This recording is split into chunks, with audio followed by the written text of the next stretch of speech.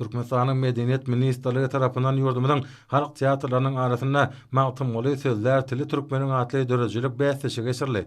Magtymly Pragynyň asyrlara ýaňsalan eserlerini hemde ata-batamyzyň ýeten şöhratly üstünliklerini wasp etmek maksadyla geçirilýän bu dörejilik bäsdişiniň Daşady vilayet tapgary, Daşadyň Nur Muhammed Andaliýew adanyňky döwlet sazy drama teatryna hemde vilayetyň Aktepe Tramyň Nur Muhammed Andaliýew adanyňky giňişliginiň Döwrewap medeniýet öýüne geçirildi.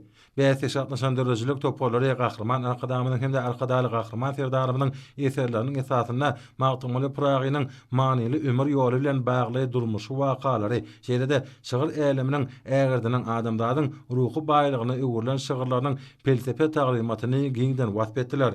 Medeniýet we sungat işgärleri milli medeniýetimizi halkara teatr gatnaşyklarynyň ötmegine giň şertler döredip berýän arkadaly gahrman serdarymyza hemde gahrman arkadamyda hoşallyklaryny aýtdylar.